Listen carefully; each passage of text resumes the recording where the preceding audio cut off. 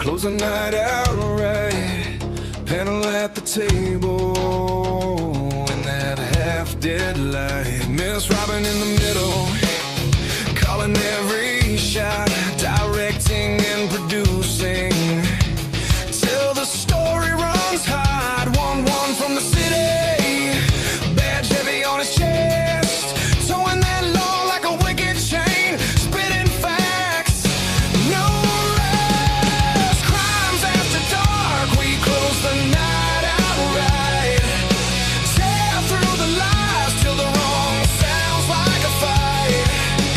All of the answers buried so deep out of sight. We watch the threads unravel, we watch the threads ignite.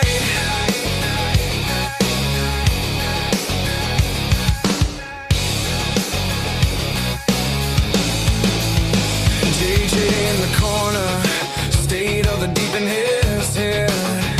Which lies to toss and which ones to keep instead?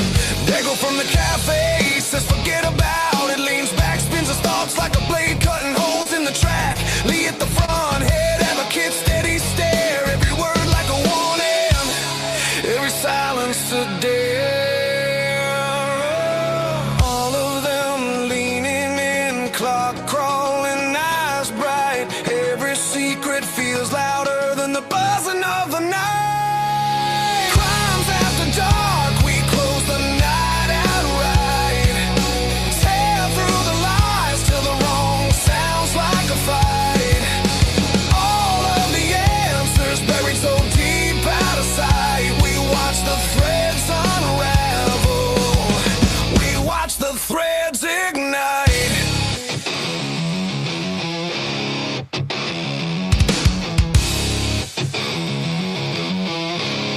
You can bury it in paper, you can lock it in a file, but the truth bleeds through, drip by drip, tile by tile. We're dragging it to daylight, name by name, line by line. If you wrote it in the shadows, we'll read it out this time. Yeah.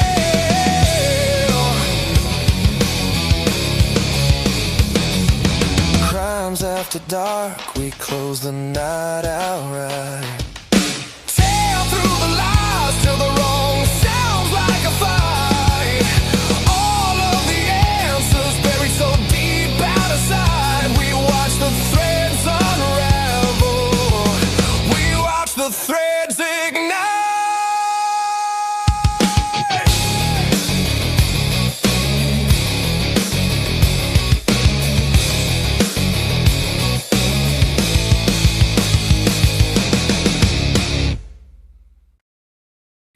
All right. Hey, let's get our shit together. Are we good? No? Are we good? Yeah. All right. All right. All right. So welcome back to another Crimes After Dark. I am back in my home studio on the West Coast of the United States. Time adjustments have been made. I've got some sleep. I was in rough shape coming back from the long trip to Kentucky, to London, Kentucky, which I don't want to say it was a fail because, you know, at the end of the day, Sabrina Atkins got some restitution for what happened to her. So, and I believe that she's happy with that. But I'd like to talk about that a little bit, give you my experience in the courtroom and what happened and what we did without hopefully dominating everyone's time, because I know we have panelists that want to talk and I don't want to run the whole thing. But I do want to share with you, so hopefully we can have a discussion about it so we can get your input on it as well. So let's go ahead and bring up the panelists. We'll talk a little bit about my trip to London, Kentucky, why I was there, what happened, what I saw, give you some insights. And then we'll talk a little bit about how bad the legal system is in America. I got an insight into how bad the legal system is in America from what happened in London, Kentucky, and I'll share my thoughts on that. So let's bring our panelists up on stage in the order that they're backstage. You got Dago first. What is going on tonight? Forget about it. Welcome back, sir. I'm glad to be back. I mean, I'm ready to start working. Like, I feel like I've been really all over the place and traveling a lot lately, and I don't have any trip planned until CrimeCon, which is in May. So I feel like I can settle down and now start doing some work. So I was gonna say, hopefully we'll have you for a while now. So yes, that'll be good. I'm excited. Yeah. You've been gone so long, my hair fell out. See anything different? Damn. Yeah. Well, hey, it happens. Yeah, it happens. My ears dropped. My hair fell out. All that. Nice. Good job. You're cleaning up. You're looking good. So I know you guys have been talking about shit that I haven't even been able to keep up on. You went back through some new videos or whatever of Dylan's interviews and stuff. Is that what you did today? Or? I did go back through after they dropped the text messages and all that stuff. I kind of went back and I said, what's changed? There's some changes. There's a lot of changes actually from what we originally heard. So we've been breaking it down for a few days. We went back and looked into Bill Thompson's alleged corruption, whatever you want, prosecutorial misconduct. We did that. And then Dylan and all of that stuff. So I went back. Finally, I went through all the other interviews, and then I got to Vicky Gucci's interview today with her, the big one, the long one, and wow.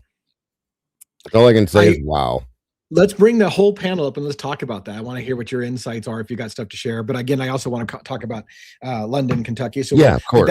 I'm excited to get into that with you. And so let's put that on the back burner for the moment. Logan, how are you doing this evening? Excellent. How are you? What was your? Did you do a live today or no? I did do a live today. I am currently in the process of editing a video that I dug into Bill Thompson last night pretty deep into some cases, and it's pretty gross. I also am looking forward to hearing that. I have my suspicions about his career. We talked the other night about maybe he has an unprecedented track record of 30 years not going to trial. That's one of the things I want to talk about tonight, by the way. I want to talk about our broken legal system and how things don't go to trial anymore. Our entire legal system is broken, in my opinion. We'll talk about that in just a minute. Who's close to 5K? Are you close to 5? Or is it Logan's channel? Or are you getting? Yeah, you guys need to subscribe. Nice. Congratulations on getting that very close. 4K to 5K has taken so long, especially now that YouTube isn't putting our stuff out there anymore. I've noticed this month has been horrendous for me, and it sounds like for you as well. It's getting bad. It's been really bad. Is it because they're cracking down on true crime, or is it just, what's going on? Well, it seems like everybody's content is not being pushed out, and they did something with the homepage too, right, Dago? Yep. Yeah, there's I'll say this much, okay? This time of year is not the best, first and foremost, okay? Yeah, right. This is the worst time of year for YouTube and ads and But yeah, Logan's right. They've done some weird shit. I don't know what they're doing, why they're doing it, but like she's noticed it, I've noticed it, you've noticed it, Mikey's noticed it, my producer, he's got a channel too. Other channels are having the same problems, I think, but I also noticed they're doing some weird things. Like a lot of people have been unsubscribed from channels, not just mine, not just Logan's, other channels too, that are saying they're complaining about it. So I don't know what they're doing back there, but they're doing it wrong. So I feel like they're not putting, I almost feel like I was shadow banned. Like my numbers just like in a very quick time. And I got to tell you, like it's had a little bit of we got to get the rest of the panel up here, but I've had a little bit of an emotional toll with it because it makes me feel like, wow, nobody gives a shit about anything we're saying anymore. Yeah. And so I was thinking, what am I doing wrong? And maybe I am doing a lot of things wrong. I feel like we're out of routine. So I think there's things that I can do to improve our channel. But yeah, it's made me feel like I must suddenly suck because everything just seems to suck lately. So yeah. Depressing. Well, we'll talk more about that, I'm sure, as we get the rest of our panel up. Let's get Robin. Robin, how are you doing this evening? Hello there. How are you guys? Mute you because it usually mutes you when you talk. Am I muted? No, not yet. You're good. Okay. Yay. We won't talk too loud because then it'll get bitchy and So, well, it's good to be here with everyone. And please, let's help Logan hit that 5,000 people. Let's get on over to her channel and press the subscribe button. Get to those notifications and make sure they're turned to all. do that on all 3 of our channels. Double check yourself. Even if you think you're subscribed, you may not be any longer because of all the stuff YouTube is doing. Yes. So make sure you like the video on all 3 channels. Please, please, people. You have no idea how much it means to us and how much it helps us. You have no clue. And make sure you comment in the live comments, and also if you are so inclined after the video ends tonight, Yes. comment. The more interaction you have, the more you can help us, and it's free. So please, I Right. beg of you. Right. It's free. It doesn't. Yeah, exactly. Doesn't cost a cent. If it's free, it's me. It should be a done deal. Right. So, Nothing's better than free. yeah. All right. Any special highlights before we bring up our famous 1-1 and have him do our Nope. monologue to reason for Nope. that? Okay. Well, then I'm just being the hype girl tonight. That's it. I That's love what I it. am. Yeah. I'm the hype. I feel like I need to pick hyper me and up. hyped up. Yeah, Hype it I'm up. not convinced that I'm not doing something wrong, but at least it helps a little bit that other people are saying that they're experiencing. Neither am I. So, Yeah, no, Yeah. you guys are great. There's 1-1. 1-1. Good evening. You gotta hype that shit to the end of time. Whatever you just said. Yeah, we can't understand it. You have it too high. You need to get yourself sorted out, sir. How is everyone? Good to see you again. I'm glad to be back. And how are you? What's new in your world? Like anything new? I'm great. All Anything right. special? Sure. So today I'm still in my captain's class. So Yeah. today was a whole day of public speaking and active listening. Interesting. So I'm sorry, what did you say? Yeah, exactly. That was good. Interesting stuff. So, the people, what I've stated before, all of the lieutenants that recently got promoted with me. Well, we're still at 9, so we haven't lost anyone else along the way yet. We did start with 10. Some of these people have been, they're in all different units, and so now you get promoted as an executive, being captain. You will be doing a lot of speaking, whether to the community or to the higher ups. So you kind of have to get comfortable with speaking. So we did all these different exercises. So they paired us with a partner, and we got like a random index card.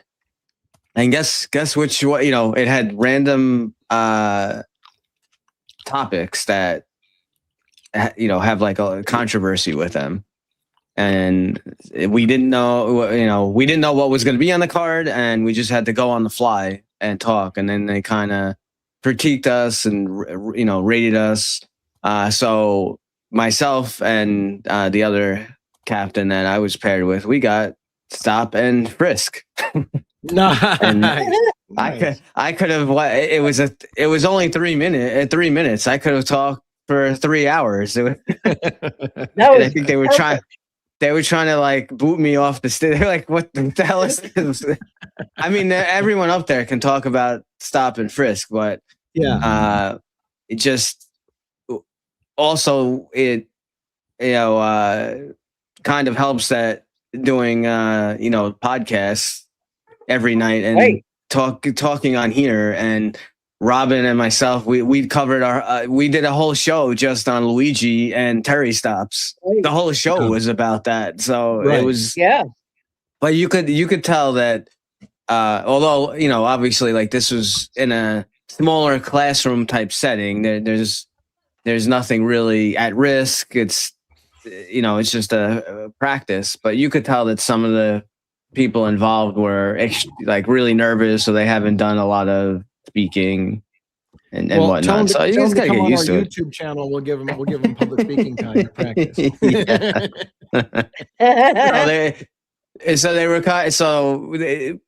One of the people leading the class, was kind of asking me like, because you have to stand up. Like obviously, like we're all sitting down here, but you have to stand up, and a big thing is eye contact. How are you? Some people, even they get nervous, so they might look up or whatever. And then usually like within 30 seconds, people generally start to get calmer as they're talking. But some people talk extremely, other than Lee, because you talk fast all the time. But some people, and they're nervous. They're just like, oh my God, yeah, and we got to do this, blah, blah, blah. And they just, it's like so fast. So they were trying to ask me like, oh, how am I able to, keep so calm and talk? But I didn't want to reveal that I speak on a podcast pretty much every night. So I have a lot of practice. It's a little different, though. There is like it's different. An intimidation factor getting in front of a room of people versus on a camera where it's just you and a camera. It is. Like there's not 1,000 people looking at you. Yeah. Yeah, because everyone's afraid of saying the wrong thing, and you're the target of attention. So it's like, oh, God forbid you say the wrong thing, and but I don't know. You kind of just get used to it. Yeah. You wing it. Do it live. You've gotten a lot of practice articulating yourself. Yes. Speaking of practice, why don't you read us in a monologue and let's kick this mother off. Sure. Woo! Is it good to be alive in a den on a Wednesday night, right? Today's Wednesday? Yeah. Yep. I think so. All right. Juliana. All day. Jackson, my beautiful wife. Love you guys. Have a good night. Here we go. There's a kind of darkness that only shows up after midnight.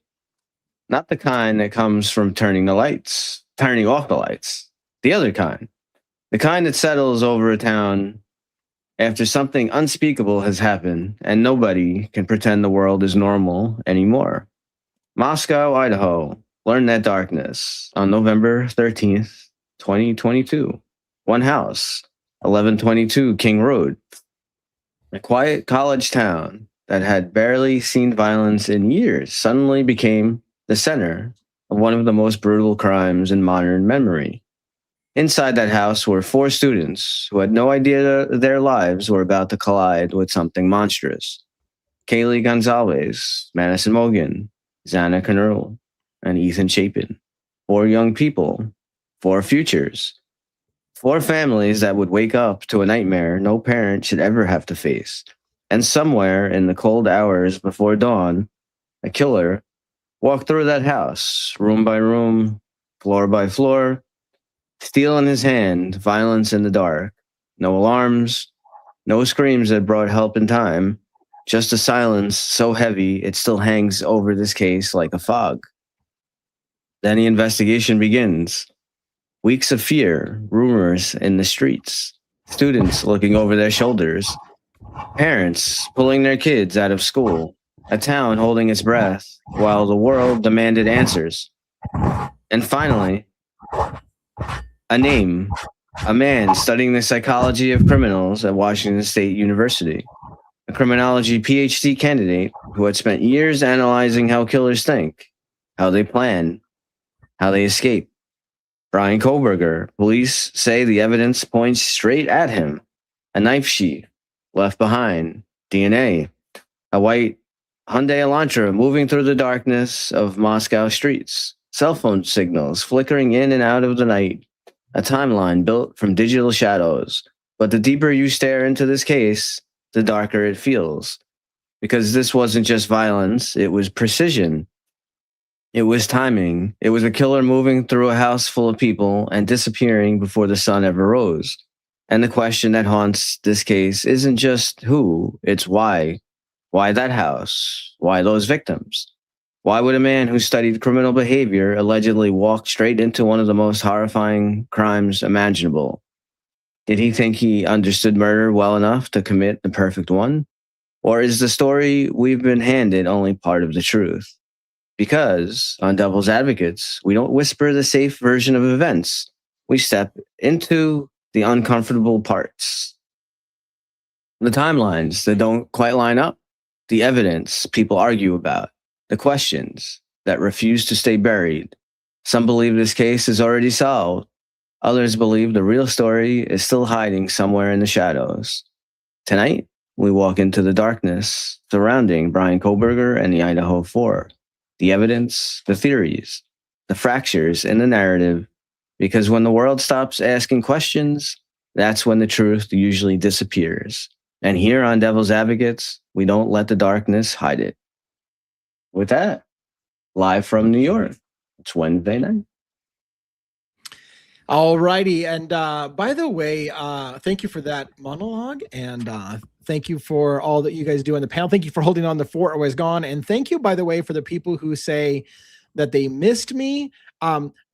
I will try to be brief, but I am still dealing with 30 years of being told, you arrogant prick, nobody gives a shit what you have to say. Why don't you shut the hell up? And that's what I've been told for 30 years. Nobody cares what you have to say. So it's weird still to me, after 30 years of being beaten down and told that nobody gives a shit what you have to say, and you're arrogant if you think anybody cares anything what you say, for people to say, we missed you and we want to hear what you have to say. It's still a weird fucking thing for me. But anyways, I'm getting better at it because so I appreciate you guys. So yes, we did. Piss on Very those much people. so. Congratulations, Logan Yes. and believers. Thank you guys. I appreciate all Yay. of you Did so, you make so it? much. Yeah. Yeah. Yes. Nice. Congratulations. You guys are Very so cool. amazing. It's funny when you mentioned that you thought you'd never get there. I remember when I first started YouTube, I said, the requirement of having 1,000 subscribers before you can monetize is ridiculous. No one can hit 1,000. It's a fucking stupid number. I was like, this is stupid. You can't get to 1,000. And then I got to 1,000. And then I was like, oh, things will change if you hit this number. And then I was like, that's impossible. You can't hit that number. And then all of a sudden we hit that. But it feels like it's molasses. It feels like it's watching molasses just slowly roll down the sidewalk. It is. Yeah. I sat at 10K for like 11 months, and I'm like, you know what? I'm done. I'm out of here. I'm fucking sick of this shit. And then boom, that's all it took. Yeah. So yeah, it is what it is. So I'm glad that you've reached that milestone. The hardest part is to not look at the numbers every day, because it feels like it's going a lot slower than it probably is. I think you're doing pretty good speed, and you should be proud of yourself for the growth that you've had. So you are doing amazing. It's been a while. I feel like I got to like 3,500 really fast, and then it kind of just like stopped a little bit. Same. It happened the same way with me. And you'll probably blow through this and be at like 7 in a month. Yep. So. Yeah. Yep. Yeah. But it's not all about the numbers. We just as someone told me, just keep doing you and forget about the numbers will come. And so I'm trying to remind myself to quit worrying about the numbers every fucking day and just do the thing you do. Yeah. You do the voodoo that you do so well. And good luck with that, Lee. Good luck. Yeah, I know. I still You're just like I am, just like me. Well, that's very cool that you reached that milestone. Yes. And I'm glad that we got to be here to celebrate it with you. And it's awesome. It's awesome to reach that. And I'm sure the sky is the limit. Just keep plugging along. It's awesome. It's awesome, baby. It's awesome, baby. All right, let's talk about, before we get into all the other stuff, can I give you guys a little update on London, Kentucky's trip? Yeah, absolutely. So, let's do it. Let me say, it's been an honor. I've been welcomed into a community in Letcher County of victims that have been victimized and marginalized in that area. And I got to talk to a lot of people and get a lot of, I got really close to this case. And by this case, I mean the Sabrina Atkins versus Ben Fields trial that was coming up, the civil trial for the civil damages. Thank you, Grace Kirk, for the announcement on the screen. Appreciate that very much, and congrats to Logan as well. Yeah, that's very, very cool. So here's what happened. To tell you several things, I suspected. So this is a civil trial. Sabrina Atkins is suing Ben Fields in his individual and professional capacity, as well as Letcher County Sheriff's Office, for basically not having policies and procedures in place and fostering an environment that allowed a sheriff's deputy to abuse women and put them on house arrest, and then basically trade sexual favors for getting off of house arrest, or you go back to jail if you don't play ball. And again, Ben Fields was convicted of criminal charges and was sentenced to 7 years, I believe, and spent 6 months of that in jail. And now the civil trial is coming. And I said to a lot of people, the civil trial is where the dirt really comes out, because the criminal trial is much more straightforward. It's like, did you or did you not commit a crime? But then it's like, let's talk about how much money should it be awarded. And that's when all the details come out. And so I was kind of rubbing my hands together going, okay, here we go. And yet in the back of my mind, I said, these things usually settle because somebody's going to try to pay off Sabrina Atkins, and so that she doesn't go to trial and doesn't talk. Now, here's where I'll go with that.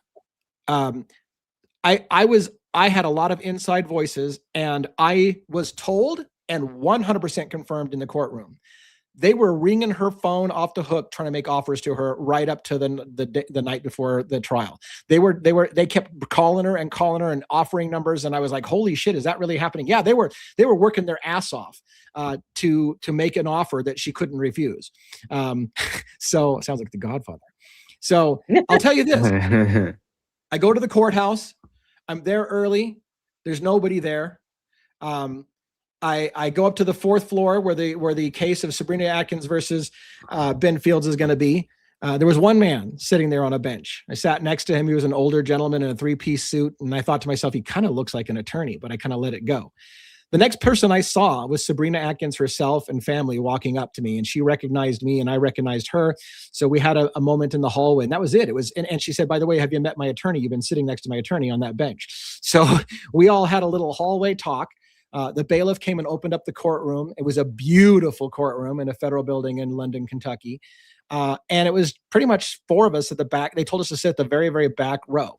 The reason being is that the jury pool was literally being assembled right now on the main floor. I was walking in with jurors, potential jurors, as the jury pool was being assembled. They were going to do voir dire that morning and basically let the attorneys pick the 12 jurors that would see the case that day. So I was going to watch the voir dire process. The jurors were coming in with me, and I went past them upstairs and sat with the attorney and Sabrina waiting for the trial to start. Jurors were downstairs getting their jury instructions. And then in came an entourage of like 6 attorneys in suits, and Ben Fields right there, bigger than shit, and Sheriff Billy Jones from Letcher County Sheriff's Department walked right past me, all of them. It was a weird moment. You know, you're talking shit about Ben Fields and he walks right past you and gives you the eye. And you're like, does he recognize me? Do I recognize him? Anyways, it was kind of a weird moment, right?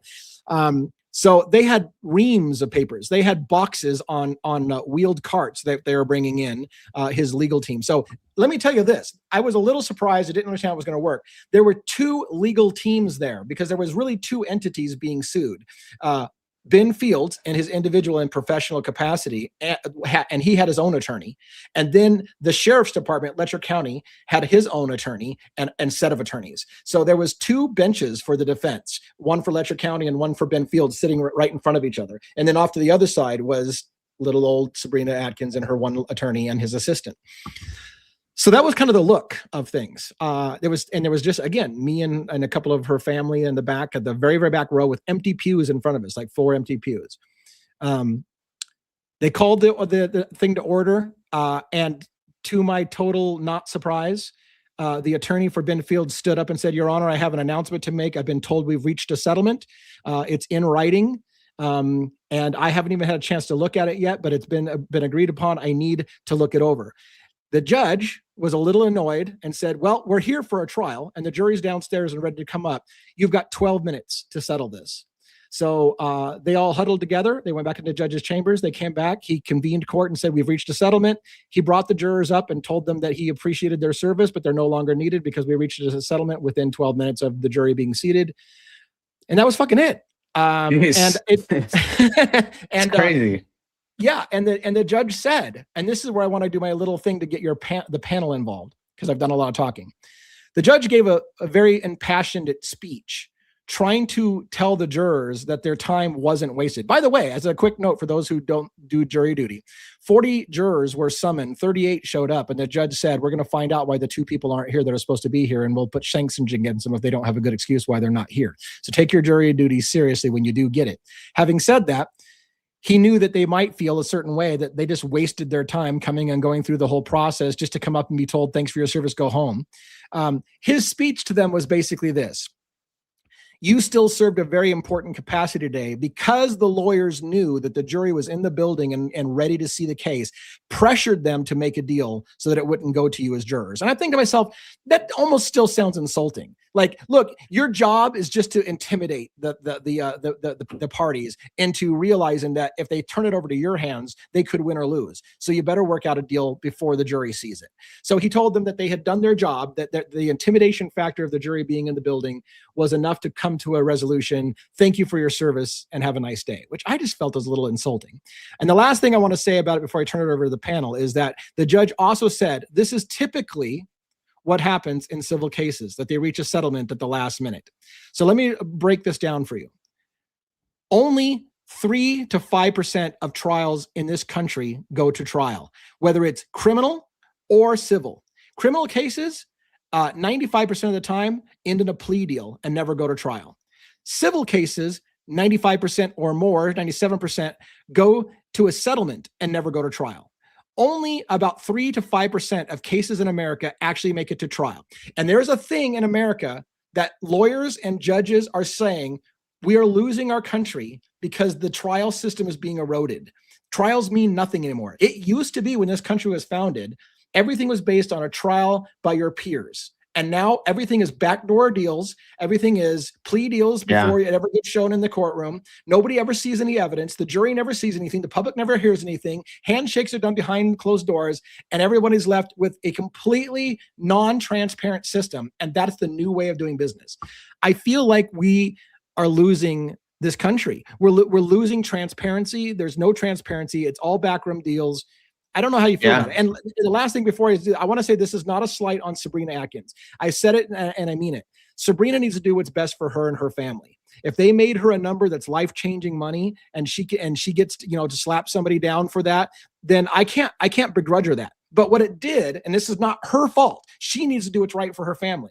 But it robbed everyone in America of seeing the injustice and holding them accountable, because a lot of times in a plea deal, they don't admit any fault. What they say is, I didn't do anything wrong, but I'm going to go ahead and pay you because I could be found guilty and I don't want to take that risk. So while I'm saying I did nothing wrong here, let me pay you off so that it goes away. And again, it's not a slight to Sabrina. She needs to worry about her family and her life, but it left us an empty hole of all of that dirty deeds. Essentially got told, hey, we didn't do anything wrong, and we get to go along business as usual. Now, they can't keep making payments like that all the time and survive. But what do you guys think about the erosion of the trial system in America? Are you aware of how bad it is that things don't go to trial? Yeah. It's like you said, it's gone. I would say it's already dead. It's we need to make awareness and getting the right people, the right people in politics and change some laws and change some things. But it's going to take it takes a lot of effort, and it takes a lot to make a movement. And I just think we're such on a downhill slope, and you've said it many times. I feel that the only trial that really goes on, if it even gets to that, because how many cases, how many things go, all the unheard and sad victims that don't get any, publicity, get nothing. But the ones that do, right. We don't even get the accurate story. We don't get there's no, besides from, the YouTube movement, the true crime movement and the field that we're in, the stuff that we're doing, but there's still the mainstream media, people just believe immediately what Nancy Grace says, what Ashley Banfield, what people say. Yeah, go ahead. Before we lose the moment, James McClurg on there said he's been trying to tell people there's a better way. I'd love to hear it. And if you're brave enough to come on camera, I would love to give you the link. Robin, if you want to put the link on there and put it back there, sure. You're welcome to come up and give us a conversation topic on a better way.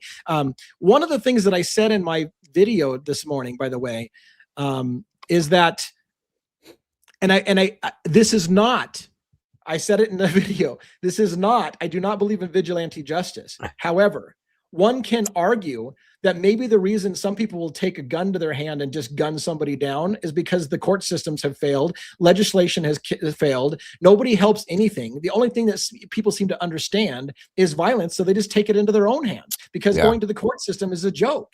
So in a way, it makes you wonder, have we created a system in which more people will take the court system into their own hands because they're not going to get justice in the court systems?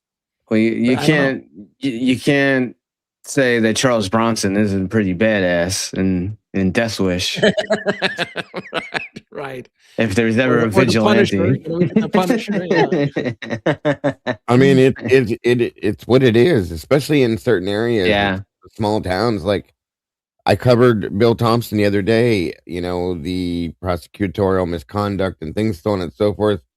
And I think Logan's looking into him now too as well. And like his background, guys, two cases that I found that he took to trial in 30 plus years. That's the biggest red flag of anything I've ever seen in my life. That'll tell you something's wrong. Okay. I mean, not to mention, in my opinion, this is something I've stated since the Idaho 4 case came about. And I just get stronger and stronger with it. You should not ever apply a plea bargain to a capital case, in my opinion. Ever. Never. No. Yeah. Okay. Right. It just blows my mind. I don't see how that's okay. And again, when you have somebody like him, okay, that, in my opinion, attached the death penalty to this case on purpose, just so he could use it as a leverage tool, knowing what he was going to do the whole time, in my opinion, of course. Bullshit. That's all I'm saying. So it's a horrible thing, and it's happening everywhere, more and more and more and more. So yeah, and I think what you said. Oh, go ahead. I was just gonna say, I'm interested to say. I don't know if I know Logan said she's putting a video out, or you didn't put it out yet, right? On Bill Thompson. No, I'm still editing. Yeah, so I'm super interested in that, because what I would say, that things to the magnitude that I would say probably very high percentage that he's involved in, you'll probably see from early on in his career to, you know, as time went on, he probably pushed the envelope more and more, what he was able to get away with and shady deals. And it's just really disgusting. And they do, you know, favors to each other and back end deals. And it's just, something has to be changed. So. I mean, it could be more than twice, but all we could find when we were looking into it was twice, guys. So if it is, you know, so be it. But and I want to rephrase. I want to rephrase something you said, because I think this is what you said. So correct me if I'm wrong. So I'm going to rephrase it in my own words. If we had a rule that said, if you're going to seek the death penalty against somebody, there's no plea deal option available. You will go to trial. Yeah. And that's the way it should be, because what they do is they use the threat of death to get a plea bargain. We're going to kill you. We're going to execute you. And believe me, we're going to get it, buddy. And that's how they get you to plea. So there should be a rule. If you want to go to kill somebody, then there's no plea deal. Yeah. You will go to court and you will prove your case. That's what I mean. Yeah. And that's what I was trying to say. So, yeah. It's insane. Like, I don't believe a quadruple homicide. This is why I said this. Okay. 4 people were murdered. 4, not 1, 4. Okay. And you're putting a plea deal on a table for something like that. I just don't think that fits, in my opinion. That's not fair to. You should have to fully play this out through a trial, through the court system, all of that, and then deal with it in the end. That's my opinion. And a bunch of stuff. A bunch of stuff needs to be, and also the grand jury process. So go ahead, Rob. Yeah, I was just going to say that. Yeah, get rid of the grand jury. Because grand jury is a joke. Yeah, I'm glad you said that, because that's exactly where I was going as well. I mean, as soon as I saw the pin, I was like, we all want to talk about grand jury system. The joke has always been in law. A grand jury will indict a ham sandwich. Yes. So the entire purpose of a grand jury is just to say, do you have enough to go to court and not waste the taxpayers' money? But the defense is not there. It's a one-sided presentation from the prosecution only. And if they're always going to make a good case from the prosecution, that's what they get paid to do, is make a good game. So a grand jury is almost always going to indict, because the defense never even gets to make a case. And then yet the public has this perception that, oh, they've been indicted by a grand jury, they must be guilty. You can indict a fucking ham sandwich. It means nothing. The whole system is prejudicial and needs to be tossed. It means nothing. And if you listen to any forensic experts and stuff, because these people have to testify all the time, right? For all these, or if it goes to their statements and stuff are used or to argue. If you look at any cases, any of these crimes, it's such a small percentage. I think that the last expert that we were reading about that had to do, with Idaho 4, I forget the name of the person, but they were saying that it's something like maybe only 25% of an actual crime scene gets processed. And that's actually getting processed. That's not 25% that goes to court. So think about that. Out of that 25%, such a small percentage of even that, a jury will even get to hear. So they don't even get even close to the actual evidence that. Yeah, those were words from Dr. Turvey, who is the forensic. Yes, that's it, Turvey. Yeah. Yeah, a forensic specialist. And he said, I've been doing this for 30 years. And I'll tell you, the reality is you'd be lucky if 25%, just like you said, you'd be lucky if they process 25%. And what goes to court is more like 3% of that 2% of that 25%. It's and like he said, the jury, even when it does go to a jury, the jury doesn't see the facts in the case. They see a very, very small amount of the facts in the case. So can you guys imagine what would have happened if there would have been a preliminary hearing? Yeah. Do you imagine the options that would have been out there that wasn't there with this? Yeah, it could have changed the entire situation. A proper Frank's hearing would have stopped. A Frank's hearing, right? Frank's hearing, but when you have a judge that's a third arm or third voice of the state, it's a problem. What do you think, Robin and Logan? Yeah, I mean, he had no business saying half the shit that he was litigating their case for them. They might as well not have even been in the freaking courtroom. Yeah, Hitler was doing all the heavy lifting for them. Yeah, I agree. Logan?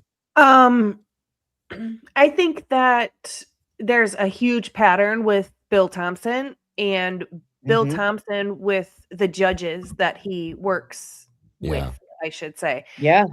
He has Bill Thompson has patterns, and it's really sick. So he will overcharge and overcharge and overcharge, and then he'll do whatever he can to get eyewitnesses to tell their story against whoever they're charging when there's no evidence against them. So really the only evidence he has against the people that he takes to trial is an eyewitness or somebody he's coerced, because what he does is he says, if you don't testify against this man or whoever and say he did it, I'm charging you as well.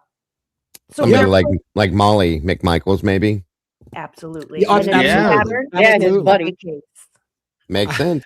I'll scream it from the mountaintops. Molly McMichaels never fucking saw Brian Koberger there at the house that night. That was horseshit. And they were gonna use her that way until their cover got blown. She never saw him there, but they were gonna try to pull that shit off if people hadn't found out. What I'd like to know is who changed her mind. Honestly, truly, when she changed her story, I'd really like to know who helped her to change her mind and why that happened.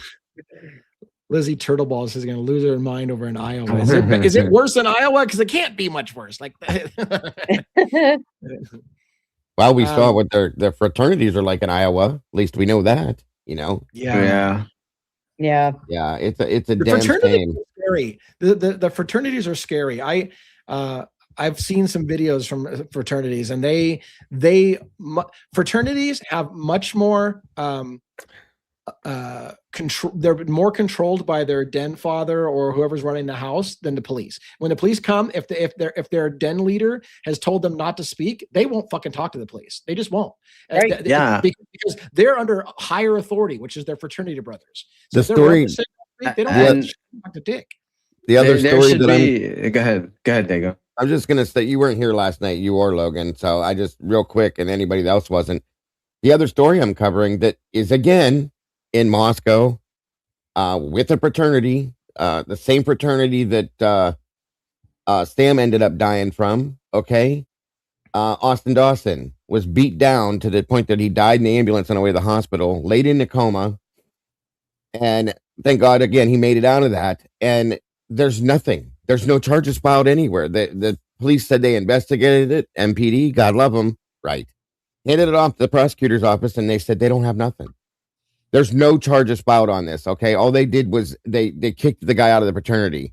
Nobody stepped up to pay the Austin's medical bills. They never said, I'm sorry. They didn't do shit, which is why I'm doing what I'm doing. I'm doing an interview with his father now, and I'm going to tell the story because it's bullshit, folks. It all has to stop. Yeah.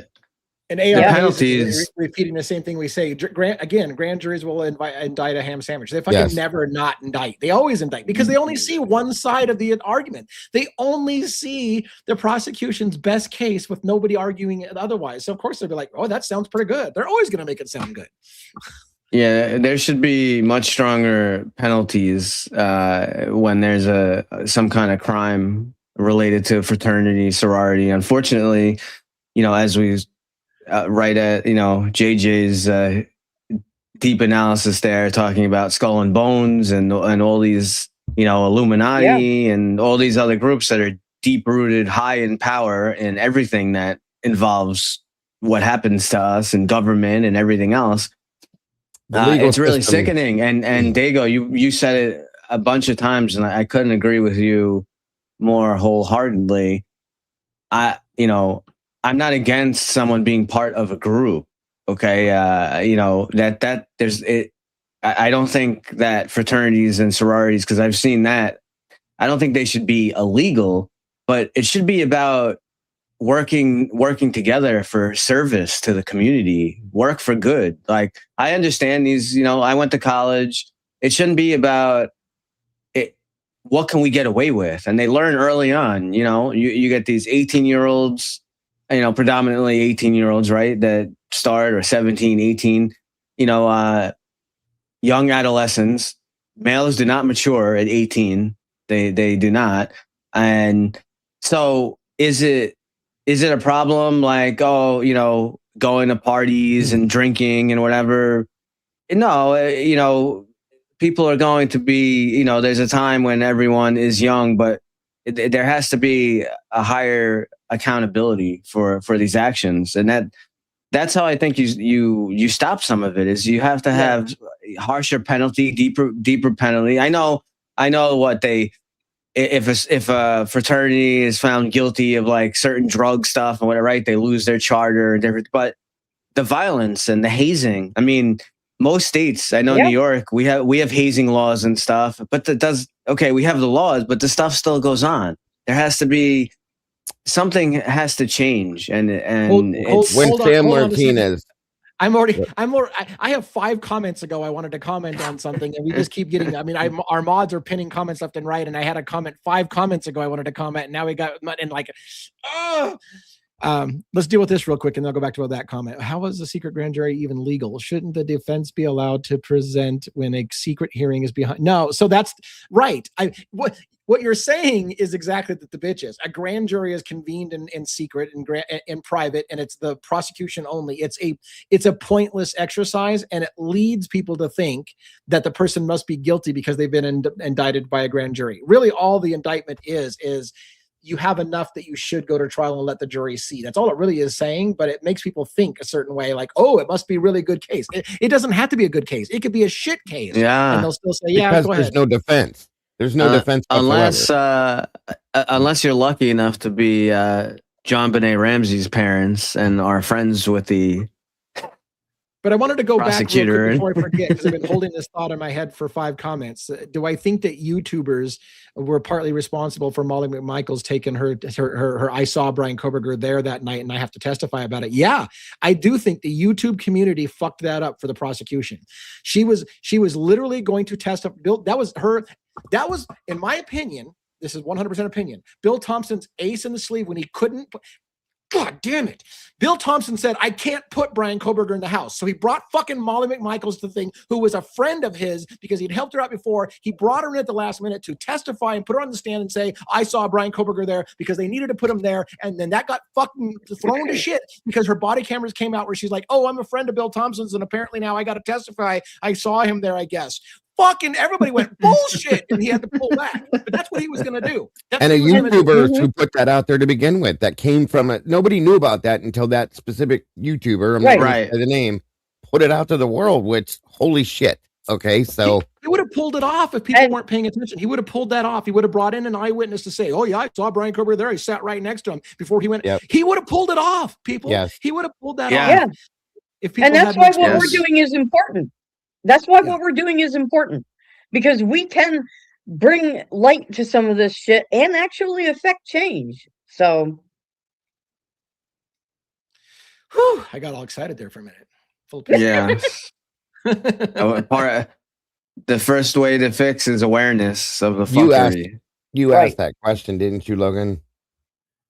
Yeah, because then right after that was when the prosecution went to the defense asking for a plea. Yep. Right. Yep. Right. And understand that's how that happened too, you guys. No, because their case got fucked right there. That was their ace in the hole. Bingo. They tried everything they could do, not providing evidence, giving the defense 5-second clips of video with no audio. You know, they were drawing it out so she couldn't get the evidence she needed to defend her client. When that didn't work, then there was a leak. When that didn't work, then the Molly stuff came out. When that didn't, like, all this stuff, and then boom, it was a plea offer. Exactly. Just like you said it. Yes. Yeah. The damn shame. It should be disgusting. It should be disgusting. We should be shouting it from the, but a lot of people, we are kind of shouting it from the rooftops. And yet so many people tell us, shut the fuck up. He pled guilty, you dumbass. Yeah. He did it. And like, I get treated like I'm the asshole for being like, you realize they railroaded that asshole, that guy. They railroaded him. He had no chance at a trial. No chance. It seems like now, I mean, we will see what happens, but all roads look like Ann Taylor was really using it as a strategy point. It was that plea bargain, really gave her, a decent amount of extra time to review a lot of this. So there's so much stuff here. We could easily name 10 things immediately, and just one or two of them, I don't, wouldn't have to be argued very, very, very diligently to get people to agree to a post-conviction relief. One of just Cy Ray is just one. It's just there's just one or two things. It will be interesting to see. Ridiculous. Yep. And then it's not gonna end again, because now what? So if he does file for this post-conviction relief eventually, and then that goes through the whole process, and then what? Then the stupid Lifetime movie is going to come out, right? And it's going to show Koberger as this crazy incel stalking the girls and going and hates women and all that, and that's going to be going. It's going to be a problem again, and then that's going to come out right as he may have to go to trial again. So right. Thank you to Dawn Caps. I'm not sure whose that is. It's mine. Yes. Thank you, Dawn Caps. I appreciate you so much. So, by the way, I want to clarify something, because I looked up real quick because we're talking about grand juries and the whole secret grand jury thing, right? And so I asked our friend AI, has there been any movement to try and abolish the grand jury process? And here's what it told me. Yes, there have been several movements to abolish the grand jury process. The problem is it's written into the United States Constitution that that a grand jury must indict, and therefore it would require a constitutional amendment to fix. That's why it doesn't get fixed, because it's part of the United States Constitution, and people don't tend to revise the Constitution. Right. So that indictment process, which I think is fundamentally broken at this point, is going to be really hard to remove. Yeah. Another thing they need to work on is how probable cause affidavits are dealt with, and not just you can put out all kinds of shit that's not true and still get a warrant, search warrant and stuff like that. Foxy Rose, a question that I still feel Cy Ray could put Brian at 1122.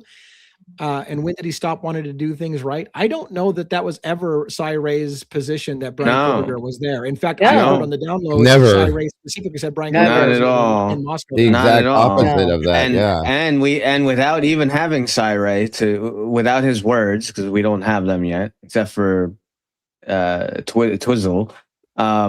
We know that the timestamps that they have specifically labeled in the probable cause affidavit that basically place a white Elantra, suspect vehicle 1, at certain locations at certain times, saying that this is Brian Koberger's car. This is where he was. We know now it's all bullshit. It's not his car. And how do we know? Because it's not a theory. This isn't when we say this stuff, it's not a theory anymore. It's already been debunked. Okay. BK does not have fog lamps on his car. The car because now the case is over and we've been able to FOIA and get some of the videos from some of these locations. When we see a car that has fog lamps, and sorry, Dago, I know you love the clip-on fog clip-on. I can't believe the stupidity of some people. That's all. I want to address at least how I understand. I don't know if Twiz is in here tonight because Twiz seems to know this probably better than anybody. But from what I understand about the Cy Ray situation, I will admit I originally never thought Cy Ray was going to say Brian Koberger wasn't at the house. What he was going to say was, what you're saying about Brian Koberger is impossible without you having timing advance records. And so you're lying when you say you don't have the timing advance records, because I know how you got those records and I know you have to have them. And in fact, I can prove you have them. And Hitler basically called that a conspiracy theorist and didn't want to hear what you have to say. So where I'm going with that is I'm not sure. I was never sure what Cy Ray was going to say, other than he's saying, you guys are lying about the timing advance records. So he's not necessarily saying he was or he wasn't there. Now, again, later on, I heard somebody say Cy Ray behind closed doors has actually said Brian Koberger wasn't even in Moscow that night. Yes. I can prove it. Yeah, right. You're right. That's what he said. No, you're right. They twisting his words and twisting the facts the same way, Lee, as we spoke many times about this, and not to go into a whole long thing, but his cell phone turning off. If you just read real carefully, read the paragraph where they talk about the FBI expert saying how what it says is, in these type of situations, someone would turn their phone off. But if you read it carefully, it doesn't say that they're saying that BK turned his phone off. They're just saying it's likely. My fucking head's gonna explode. They even asked Bill that, and he re-explained it, and people still think, and it's believed. I Going know. back a little bit, it's believed that, and there's no way to verify this at this point, but it will be at some point, I believe. The word was, it's believed that Brian Koberger was more than likely in Lewiston when all this went down in Moscow. So you can't murder somebody's four people in one place if you're in another complete different area. So come on. I want to talk a minute about again the reading comprehension and listening comprehension. Yes. They purposely said things that would mislead the public. So just like you said, and I want to cover this because this is important. They said it is Brian Koberger's cell phone lost connection with the tower at such and such a time. And in my experience in law enforcement, when people go to commit crimes, they tend to turn off their phones before going to commit a crime. He did not say Brian Koberger turned off his phone. He said it lost service, but in his opinion, people often turn their phone off. And then the media jumped all over it. Brian Koberger turned his phone off before going there. He didn't fucking say that. He literally said we lost his service. And by the way, I drove there my fucking self. When you go towards Wallaway Park and leave Pullman, you lose service. Right. That's what happened. He literally said he lost service. And in my opinion, criminals often turn their phone off before they go to a crime. And I was screaming from the rafters at this for a long time. And I kept telling everyone, it's not a big deal about the fact of them saying, oh, he turned his phone off. The bigger deal is looking at the pattern of behavior. BK apparently likes to go driving and he likes to go stargazing. Does his phone fishing. does his phone lose service? Yeah. If we saw the results of PK's phone for 6 months, would we see more days, more other times of his phone supposedly being turned off? What they did, you literally guys, works- is called fit. Sorry, Logan. Go ahead. Go ahead, He Logan. literally works in cloud, or that was his Cloud-based forensics, yeah. Yeah. like Right. cloud forensics. You think Like, he would doesn't just know? bring his Yeah. phone with him? Stop. Right. Right. And like I That's said, my point, Logan. It's the dumbest thing to say. Oh, he's so brilliant. He knew how to get away from the crime, but he doesn't know not to take his own fucking car and his own cell phone to the murder. Come on. Like, how? Oh, my God. what they did was called fishing, folks. They take and they throw out whatever they can and then see whatever's going to catch. Okay. Whenever they hook, they reel it in, they throw it out to somebody else. They just keep doing it and doing it and doing it. And they know it's going to work. Okay. Let's say this and see if they catch on to, oh shit, they grabbed it and ran with it. Next piece. They keep doing it again and again. And how crazy it will be if we actually eventually find a connection to BK and Kopaka and find out that neither one of them were involved in anything, and Kopaka was actually maybe stargazing with BK. that they had nothing to do with anything. I want to talk about this comment real quick. That's very true as far as your cell phone. But what a lot of people don't realize is also, depending on the car model you have, they can still track your car computer and its location. So anymore, even leaving your phone at home does not guarantee that you're not going to be able to be traced, because there's all the GPS that's included in a lot of cars now and things like that. And the Murdaugh trial, I believe, they brought that out, that it wasn't just the phone, that they're tracking cars now. They did. So it's that was a big phone. Deal. Yeah. So, and they can do it to a point that, you drive 10 feet and they know that you drove your car 10 freaking feet. So keep that in mind, people, when you're buying a car. I just watched that again, Robin. Just as well as a cell phone now. I just watched that Murdaugh thing again, that little documentary thing they put out, which is really good, guys, if you go check it out. But I was looking at that to see because I followed the Karen one, the Murdaugh one, the Delphi one, to see what parallels have showed up within the Idaho 4 case and all these other cases. And I swear to God, there's little ones all through every one of these cases, guys. It's all the same shit. Crazy. Mm-hmm. Mm-hmm. And I want to do this. I want to do this. Okay. You should do it then.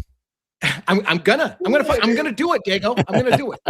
So when I first heard the defense, Brian Kohberger, say he was out stargazing, even I said, oh, that sounds like it's going to be a stretch. It's not a fucking stretch. It's not a stretch. He had a history of stargazing, and there was a meteor shower that night. And by the way, I want to show it on screen for the people who haven't seen this before. I'm going to show this. You can verify this. Do a Google search. Was there a meteor seen over Boise, Idaho? 33 people witnessed the meteor going over Boise, Idaho. And by the way, a local who lives there says you can see meteors even on a cloudy night from a Wallway Park. That's where Brian Kohberger said he was going at the exact fucking time of the. They announced it.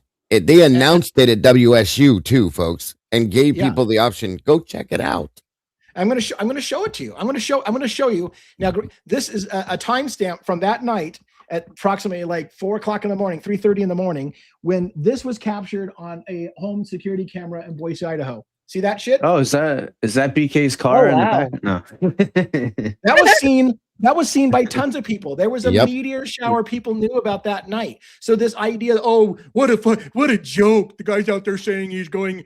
Yeah, he had a habit of stargazing, and there was a celestial event that night that people knew about and was witnessed on multiple. By the way, that's just one camera. All kinds of cameras caught the meteor going over Boise, Idaho, right during the murder window. So it's not exactly. And it's not illegal to go driving at night. There are plenty of people who like to, go I used around to do it all the time because I couldn't sleep. All the time. Put on music. Right. They listen to music. They do whatever. It's not unusual. Everything that was brought to the table, almost everything. Every bit of information, I just said this the other day, that was brought to the table that said that they used to say Brian was guilty on this has been walked back, guys. everything, including the DNA. Okay. So you step back and look at the case now and you tell me why that man's sitting there. Tell me what they have him in prison for, because they have nothing. There's nothing there. Every little bit of it, they used it all to get him to the point that they needed to get the plea deal, to get him in prison. And then they stepped back and said, nope. Because right after the fucking sentencing hearing, they said, did this happen? No, that didn't happen. No, this doesn't happen. No, this did happen. No, none of it. It's all gone. But he's still sitting there.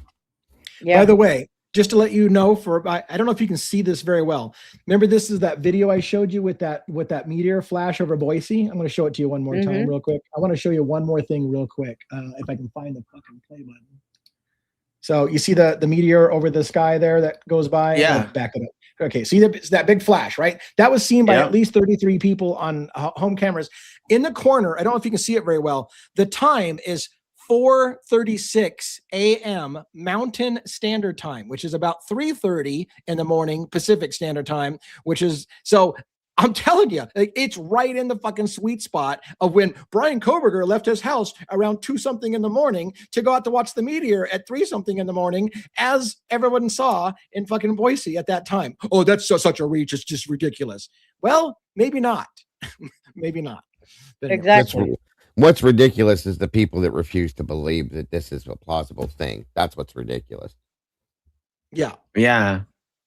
You so desperately want it to be true that you're willing to suspend. That's where I feel like people will so desperately want to have a closure to this case because 4 people were murdered that they will suspend disbelief that one person can kill 4 people on 2 floors in about 8 minutes, that every alibi that he has, like he was, going to go stargazing and all these things, like it's consistent with his behavior. Suspend all of that because we so desperately want to close this case. And this feels like that probably happened. I pinned this sausage. So what I would just say to this, we can't make like blind accusations, but what I will say, Dago covered today and it was really good. I guess he was reviewing basically the Dylan interview with Vicky Gooch, however you say her name, and I guess Lana was it was Lana covering it as well, and then he was pausing it, and we were talking about different parts. And I tell you, every time we watch that, like there is more stuff that I don't know. I don't know. I don't know what I watch. I thought I was watching like a brand new release. We were talking about it and I couldn't believe just like a simple question. About keeping a door open. Dylan will say, the door was open. I went upstairs, but you know what? I don't really remember if the door was open.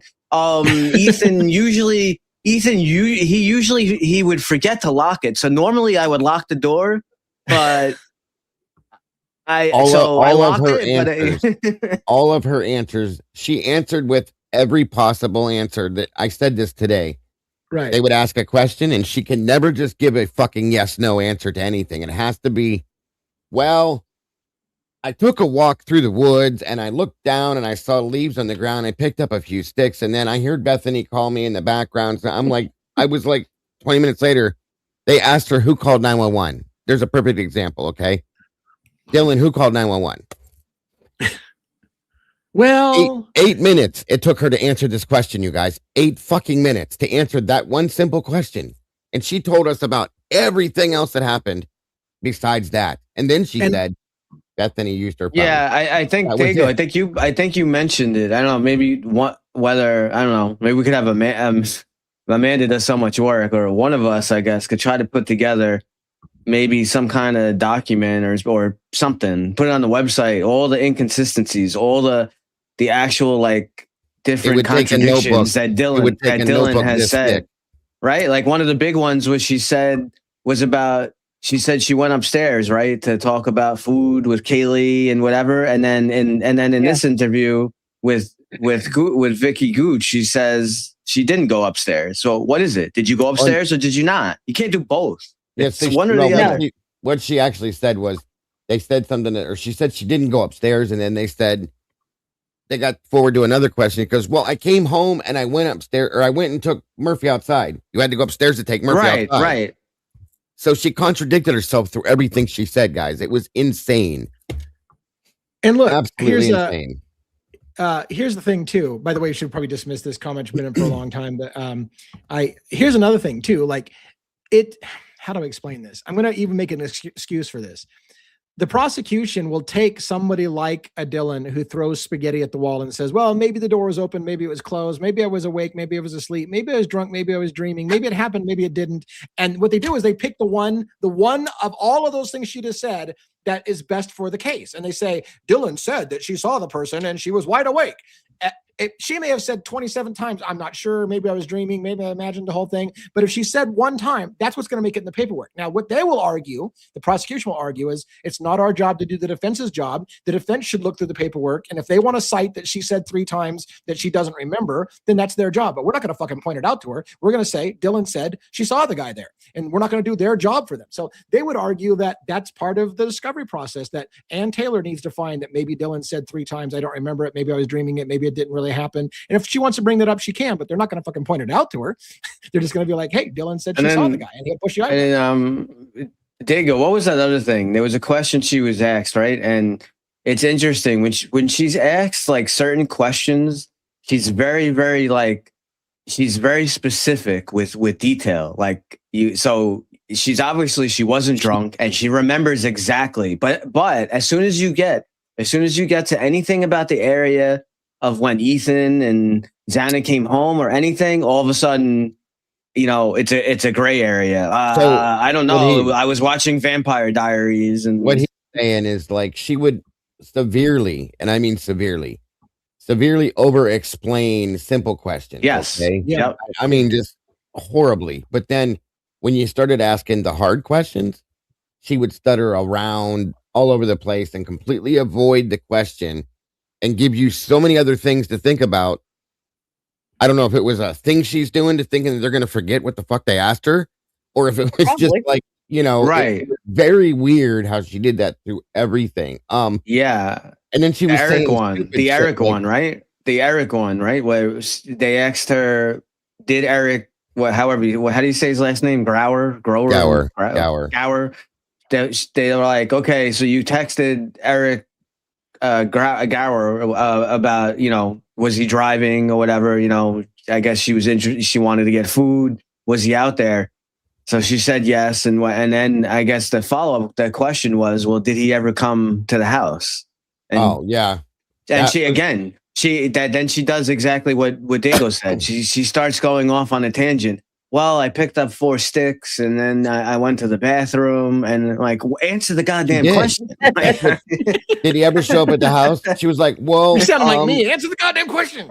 I'm not really sure, but I know I went downstairs and I talked to such and such. And then I did this. And I was like, what? Just answer the question. Yes or no. You know what I mean? It's so frustrating. And that's how I would have put it to her if I had been interrogating her. I'd have been just like, look, answer the freaking question now. I mean, well, she kept referring back to they were coddling her. That's the thing. They're very badly, but they did say, she said multiple times, I don't know any of this. This is what I think I know. Yeah. And at the end, Gooch said, so you're telling me that you believe you think these things, but you're not sure. And she would say something dumb like, well, I don't really know if this is what really happened or if it's just my brain telling me this because right. Repeatedly, she said that kind of shit. And I'm going, or maybe it's this piece of paper you have that's telling me that. Yeah.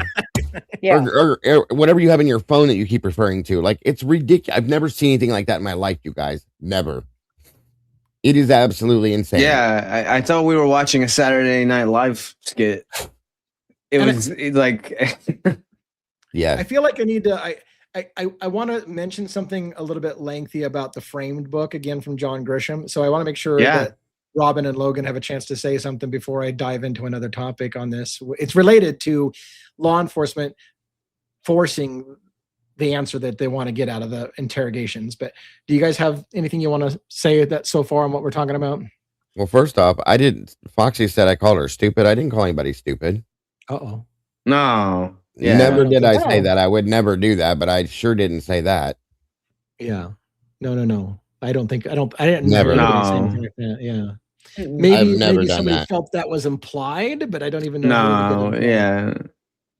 No No, one I told wouldn't. I anyone wouldn't do stupid. that. Never would I do that. So Go not ahead, even Logan, go ahead. imply No, that. we know I'm sorry. Foxy's not stupid. No. Yeah. No. So I'm sorry if you felt that way, but I would never even imply that. So Go ahead. Okay. Go ahead, Logan. I see you That's saw okay, me. yeah.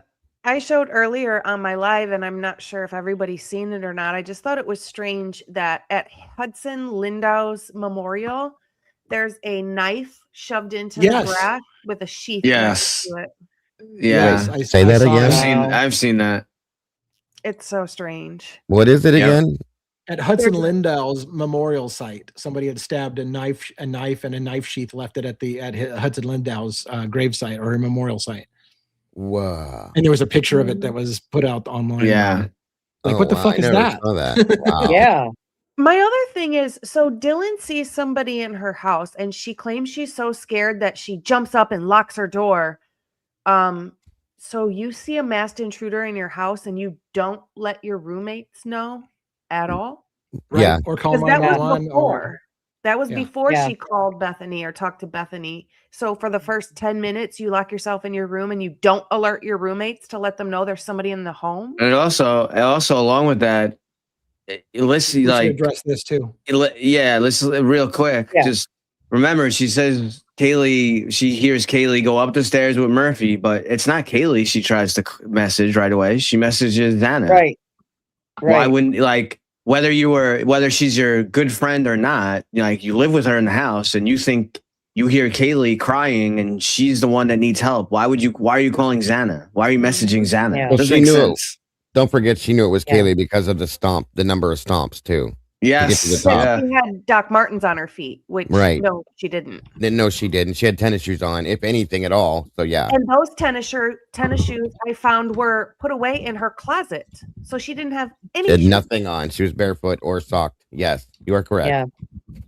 And therefore, Thank you in for turn, the if you're gift. wearing, She- go ahead, Robin. I'm sorry. Thank you for the gift. She's just a devil woman. She says, DM, he had a cylinder thing like a mini vacuum. How was he holding it? I have no clue. How do you see that but not know that? Yeah. Yeah. You got to be That's just- careful of those dangerous Hoovers. Yeah. I forgot what I was going to say. So I'm going to shift gears a little bit. Did I make it to Kentucky safely? Oh shit. Yeah. Yeah, I did. We started the show with that. I got there safely. I went to the trial. The trial lasted for about 5 minutes, and then ended in a settlement, and everybody went home. And that was my trip to Kentucky. So Lee, I wanted to ask you, since I've never been to Kentucky. Is there a specific, like, food or something like they're known for, like where you were? Well, I mean, they're known for bourbon, Kentucky bourbon. But that's not really a food. I don't know what their food is. Indiana, I think, is where they had the tenderloin, which was pork tenderloins that they would pound out the size of a plate. That was their special. I don't know what food is special in Kentucky. Kentucky Fried Chicken, I hear. I wanted to share a story because when I was on the road in Kentucky, this is where I was going to side tangent a hair. When I was on the road in Kentucky, I got to listen more to my audiobook Framed by John Grisham. And I hope I get this story right, but there was one that just absolutely drove me bonkers. And it kind of relates to Idaho 4 in the sense that when you go canvassing, you don't ask questions you don't want the answers to. And in fact, you can lead the investigation by asking questions that you want people to get into the public consciousness. For example, in the book Framed, a guy's wife was murdered. He was not there. He was somewhere else at the time. and he was not on the radar or suspicious at all. And he came into town. He was out of town, came into town and went with a buddy to go look and try to find evidence themselves of who killed the wife and whatever. When they were driving around in a car that he had borrowed from his brother or something like that, I believe it was, he opened up the trunk of the car because they had to take a leak, and they opened up the trunk and there was a flashlight in there, and they realized that the flashlight looked like it had blood on the flashlight. And so they immediately went to the police and said, holy shit, like, we're borrowing this car and there's a flashlight in here. The cops decided based on that he was the killer. And even though he brought it to them, they decided he was the killer. But the problem was they couldn't find any problem with their marriage. So they said, well, the fact that he wasn't with his wife that night must have meant that they were having marital problems, and then decided that it must be because he was secretly gay. And literally, and so then what they did is they started interviewing people, and they would ask people, were you aware that he had a gay lover? And there was no evidence of it, none. But they told it to enough people and asked enough people that it started to go to the rumor mill. People were like, was he gay? And so he got kicked out of his church because they said that he might have been gay. And it was all planted by the cops saying, well, did you know that he had a gay lover? There was no evidence of it. They literally put that into the public knowledge. And then he got kicked out of his church for being gay. And they literally made that shit up. And then convicted him because he must have had a gay lover and wanted to kill his wife because, of course, if you're gay, you must be also a murderer. And that's how it went in that case. So crazy. That is crazy. Absolutely. Susie Littleby, hey, panel mods, didn't they put a hold on Dylan's GoFundMe? I don't know if they did or not. Does anybody else know? Yeah, they did. I believe they did. Did yes. they? Yeah. Okay. All right. I don't know if they've lifted it. That was a long time ago when we got the notice that they had put a hold on our GoFundMe. Have they lifted it yet? Or? It's still frozen. Okay. What was it at? Wasn't it like 300,000? Go ahead. No, I think it was just over one. No, I think she had. I think it was like one. I think it was like 120 that she 180, 183. I think. 180? I won.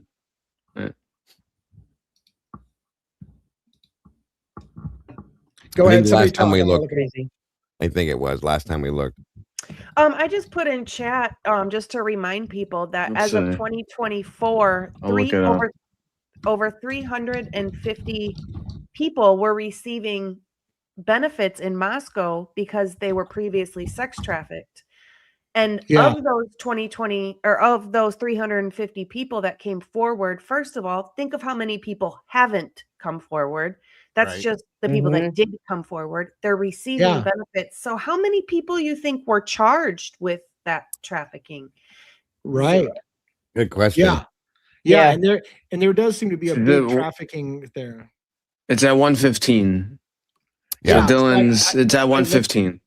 Yeah, her initial goal was 90,000. She raised $115,000 before they paused it. Yeah. Where did I get 183 at? I must have seen. Oh, the Gonzalez. That's what that was. Sorry. Yeah. Oh my goodness! And the fuckery continues. So, yep. Any other cases? We got about 0 charge. Or so. Is there any other cases we want to talk about? Any Guthrie update? Any Luigi update? Any Mickey Stein's update? Well, we already kind of covered Mickey Stein's. Anything else? Don't we have until like the 30th of March for the Delphi appeal for the state to respond? Good point. I was waiting for the response. I know that they filed the appeal, and I never have heard anything from the appellate courts. Let's see if I can dig that up while you guys keep talking. Really, 0 charge. That's insane.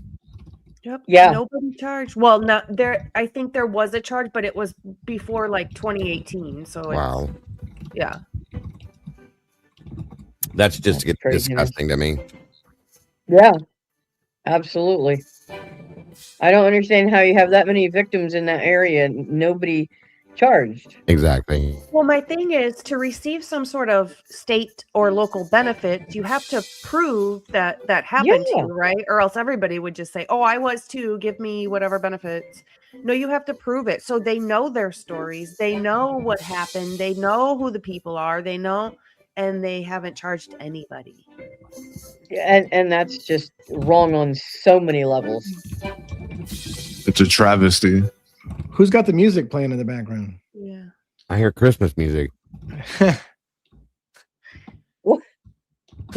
I'll give you one guess.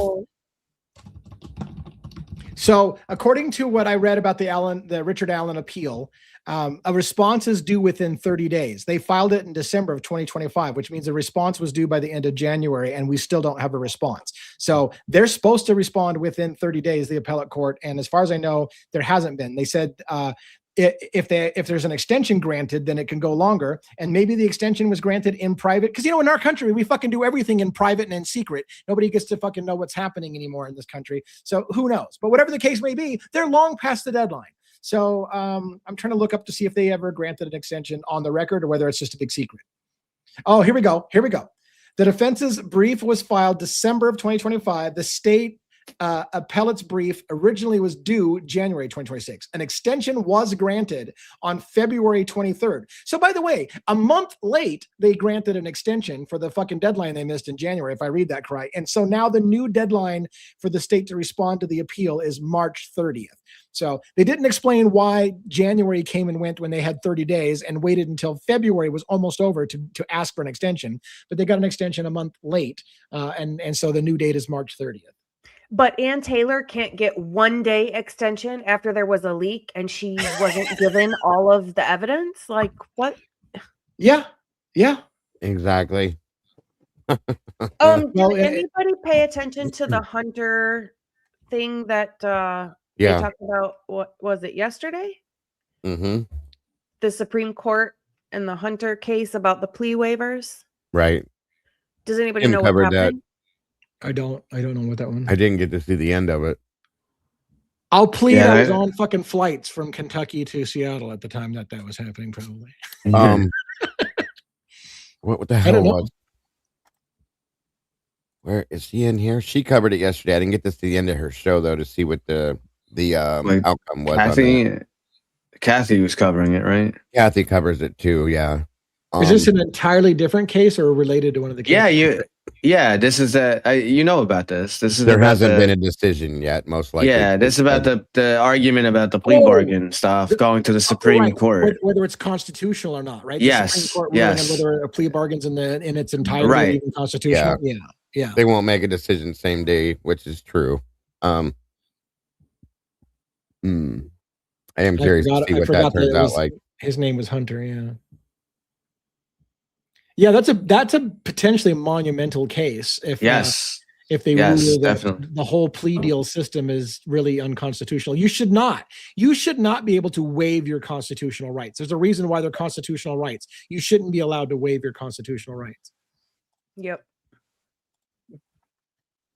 And that's what they're asking people to do. Hey, by the way, you're going to plead guilty and you're going to sign away all your rights that you have under the Constitution to appeal or Nope. You just sign away all your constitutional rights. Yeah. We're in a slippery slope in America in the way that we're doing law. It's getting harder and harder for anybody to defend themselves. And by the way, I'm not calling for a revolution, but those are the kind of things that lead to revolution, right?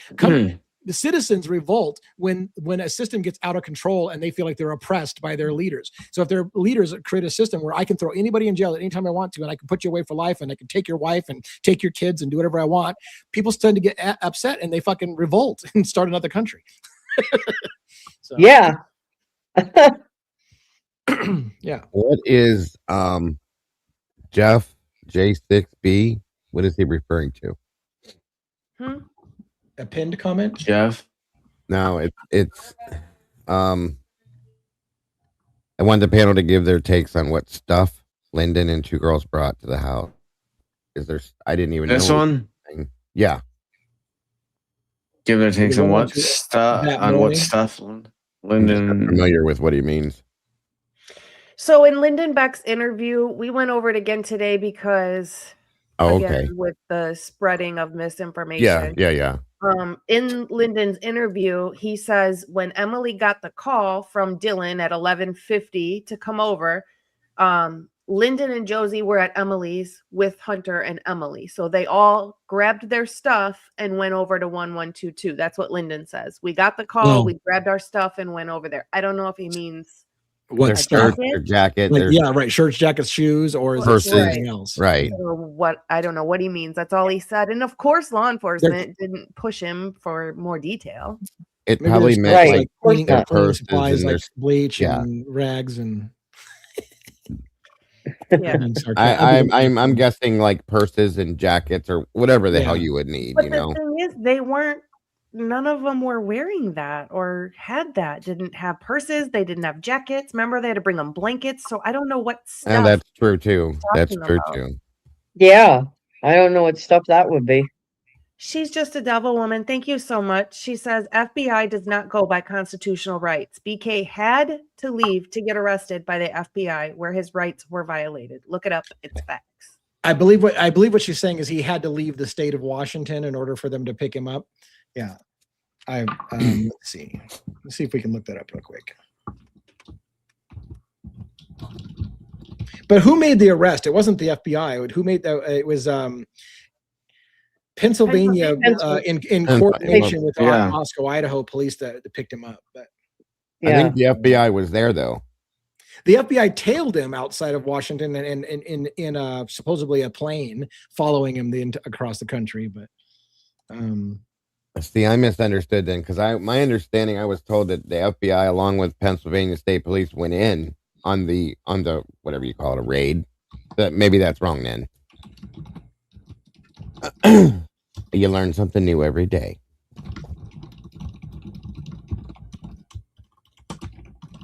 Yeah. The reason why I'm questioning the wording is one, the FBI stayed out of this, right? The FBI didn't make the arrest, from what I understand, right? So they advised the entire way. They were co-located with Moscow Police Department, but the FBI never made an arrest. They did bring an expert in for identifying the suspect vehicle. They brought an expert in for identifying Brian Koberger's cell phone movements and stuff like that. But they stayed out of the law enforcement activities and basically told Moscow, go do some police work and arrest this guy. Here's the guy you should go arrest. Latah County It was the Pennsylvania State Police, specifically Troop N, and their special emergency response team, their CERT team, carried out the arrest. Gotcha. Who carried out the arrest? Pennsylvania State Police. Yeah, right. That's what I thought. Pennsylvania State Police in conjunction with Moscow, Idaho, or MPD. So Twiz just said it was a Latah County warrant. PA would lead it. Yeah. Latah County. Okay. I didn't know that. Like I said, you learn something new every day. I like learning. Yeah, and this case and so many others, there's so much to, and sometimes I have to remind myself of some of the information. There's so much. It's hard to contain it all in your brain. Absolutely, and see that's I'm gonna have to correct that then because I made an argument about the raid that they did to arrest him, that they were claiming they had no body cameras. And I said, well, if the FBI's there, I guarantee you they were wearing them. They're not going to go in there like that without them. So if they weren't there, then there you go.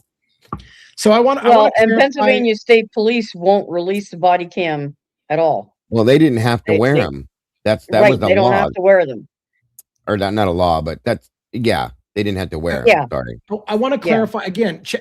ChatGPT and AI has problems that could be wrong, but I want to give you the answer. When I asked AI, was the FBI able to pursue Brian Koberger only after he left the state of Washington after the murders, just to kind of see what it would give me an answer. And here's what they said. The FBI had jurisdiction from the very beginning. They were already surveilling him in Washington state. What changed, they said, why was the trip to Pennsylvania? Why did it matter? At that point, the FBI conducted covert surveillance during the road trip, and agents monitored his car as he traveled across the states. Pennsylvania FBI assisted with the trash collection and DNA comparison. Okay. So that's where the FBI got involved. That's where that comes from. And I don't know if it's because that he needed to leave, but they got involved apparently with the trash pull, what we call Trashgate, some people call. Yeah. Thank you for clarifying that. Yeah. In the Guthrie case, just so everybody knows, there was an update today, and the glove that was found 2.5 miles away did not connect back to the case. He's a food service worker. Well, it's good that a glove found 2.5 miles away isn't related to the crime scene, because a glove in the parking lot of a quadruple homicide in Moscow, Pullman, or Moscow, Idaho, was already excluded as being part of the crime scene. So I figure if a glove in the parking lot of a quadruple homicide can be excluded, probably a glove 2.5 miles away from Guthrie's house probably should be excluded. But hey, I'm just trying to use consistent logic, and they're two different jurisdictions. So yeah, see, I took that wrong the first time I heard it. They said it was a food service worker, and I'm like, what, did somebody from McDonald's kidnap her? Is that what you're going to say next, or what? Like, Jesus. And then they clarified, obviously. I'm like, okay, so it's not related again. So nothing's related to her case. Crazy. By the way, according to that question I asked about the FBI, they could be wrong because they get things wrong.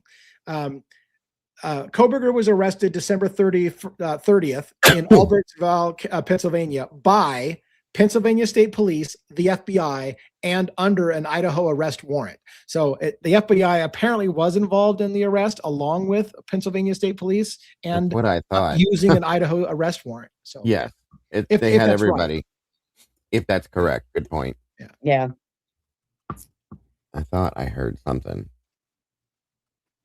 Finally got a effing crown you. There you go. She's just a devil woman. Is got a crown for being like a top poster for the night? Is that what it was? Yeah, number one, baby. Number one there poster. Nice. Good deal. Not to jump off too far off subject, but I did want to tell you guys, I don't know if you heard, here in Ohio, they found 2 girls in suitcases buried in the east side of Cleveland. Shit. I never thought they'd find that. Yeah, what are their ages? Do you know? Yeah, their ages are between 8.5 to 13 and 10.5 to 14. And they found that they are half siblings.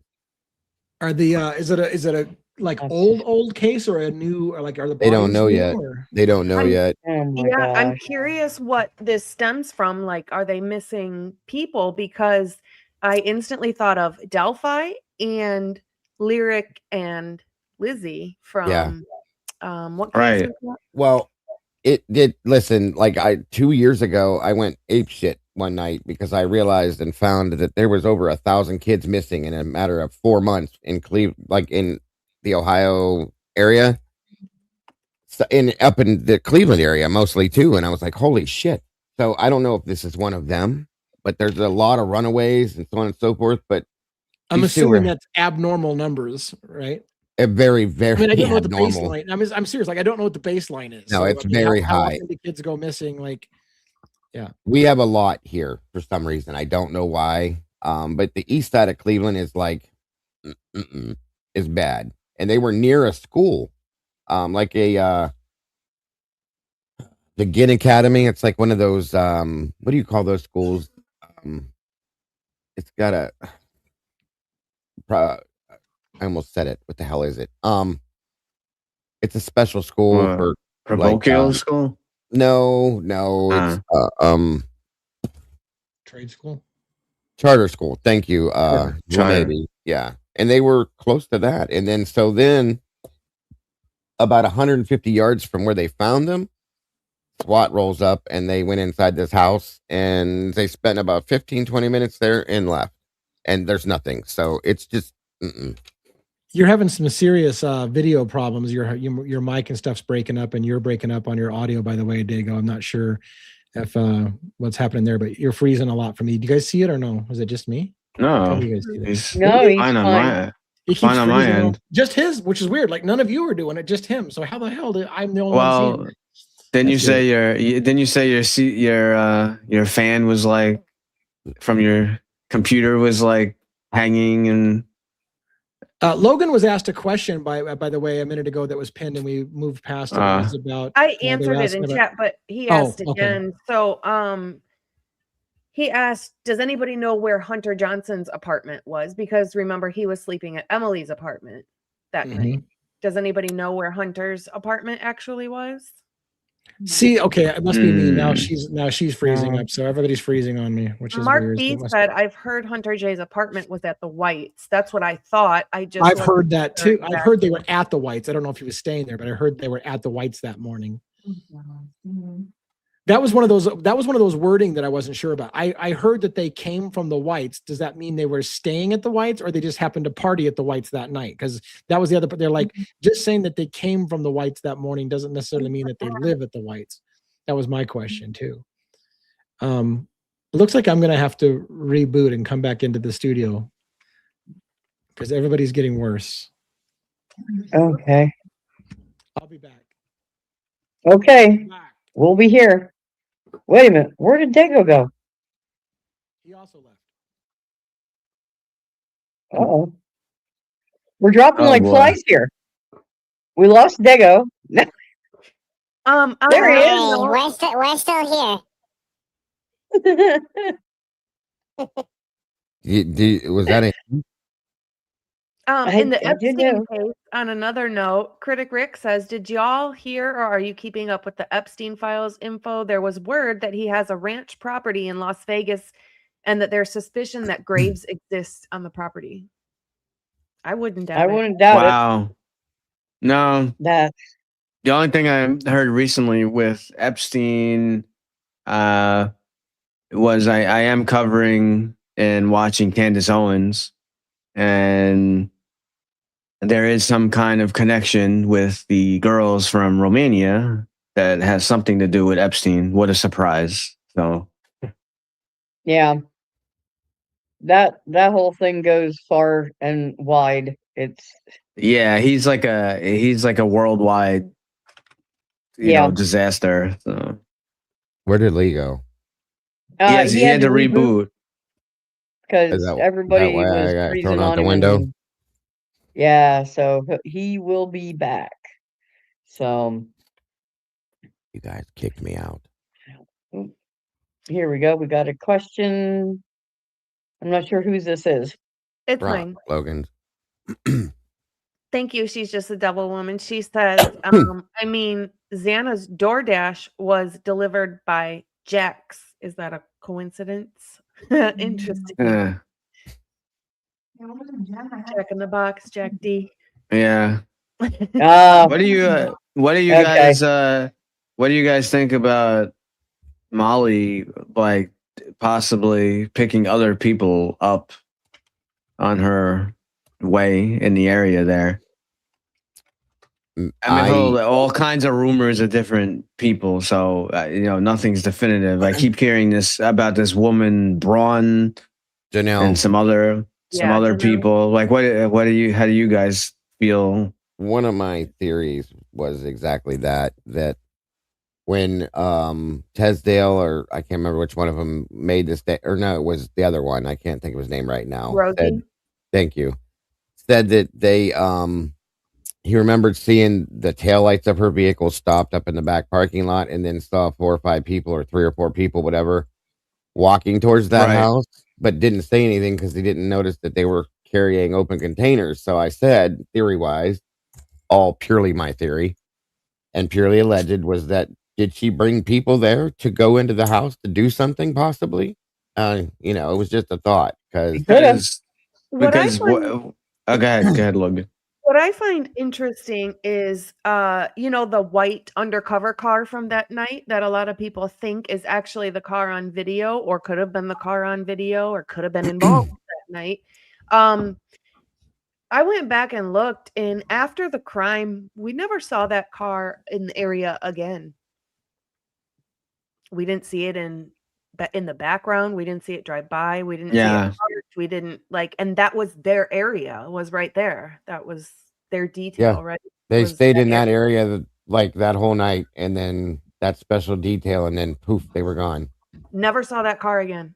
Well, it's funny, Logan, because one thing that Vicky pointed out when she was giving Dylan that interview today that I went over, when she was explaining the balaclava thing to Dylan, she made a point to say that law enforcement uses those themselves for doing raids and undercover jobs and stuff like that. And a lot of people in the chat, when she said that, lit up like Christmas and said, because you have like absolute access in law enforcement to things like that. You know what I mean? And they do use it. So I mean, anybody has access. Thread to is it, there. Yeah, the thread is there. Right. I still haven't seen. There's a possibility exists. Do some kind of drug cartel thing or whatever? Could they have a cop on their payroll? Absolutely, it happens all the time.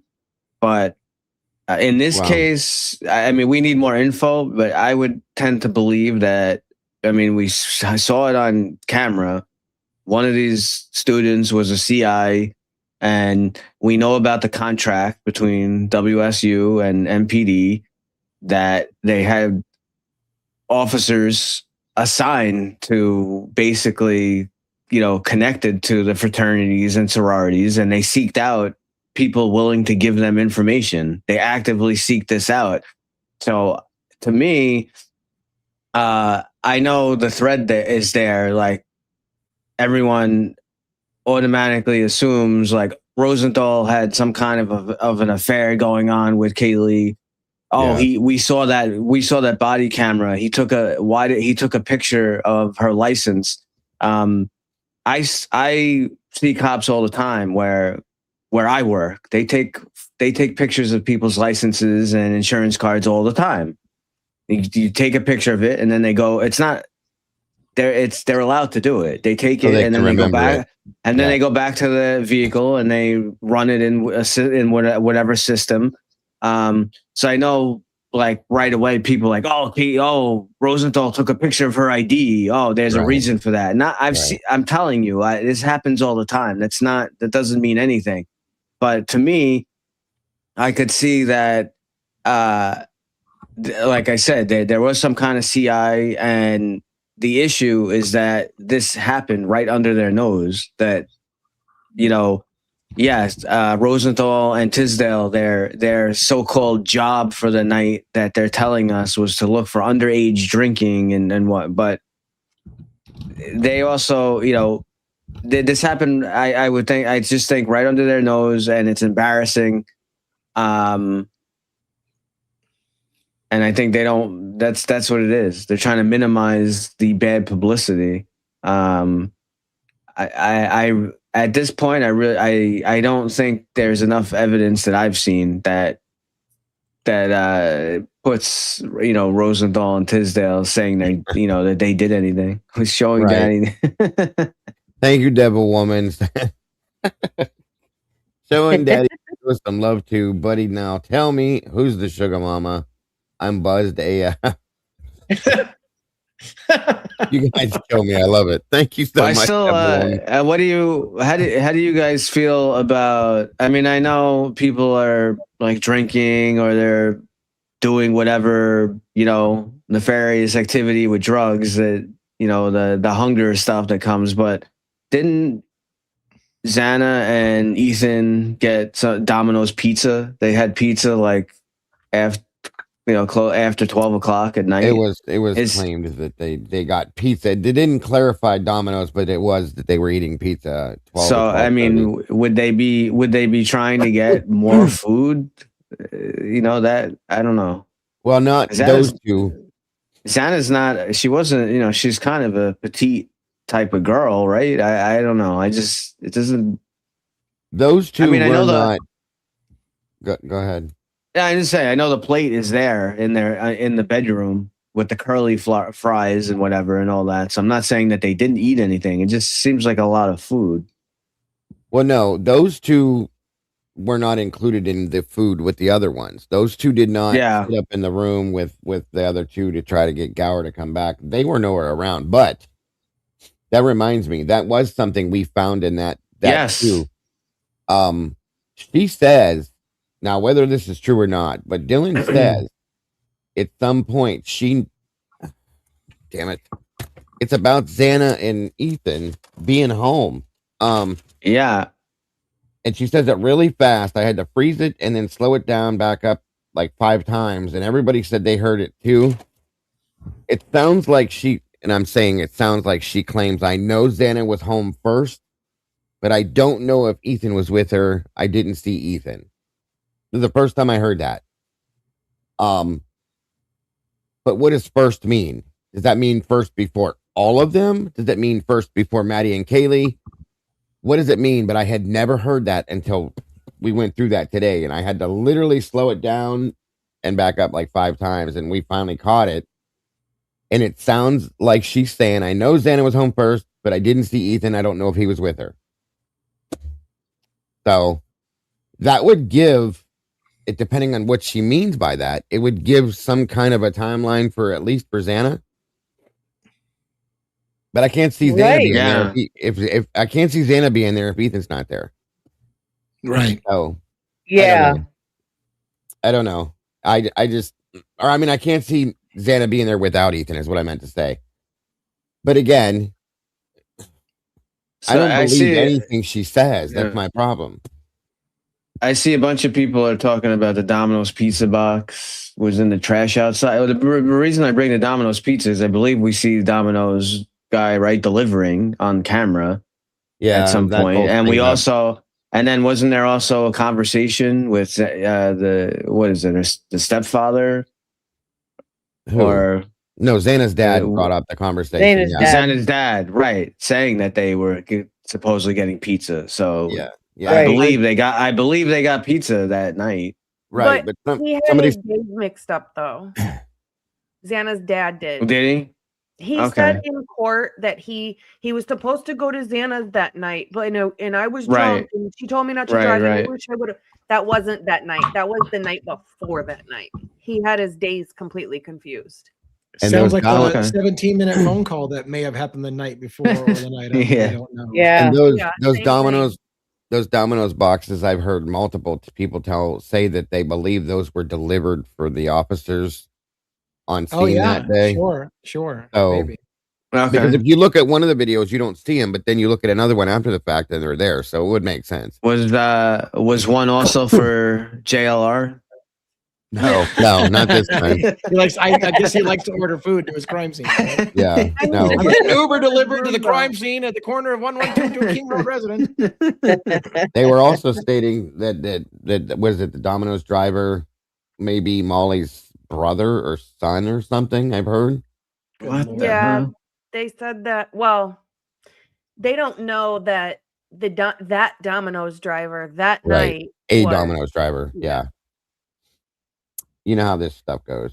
Yep. So we're kind of at the time where I like to wrap up. I did want to point out, somebody asked me, please look into the Noah Prescove story. Have any of you started that? I knew Dago would. I've been all over that one, big time, hardcore. It does look very, very intriguing.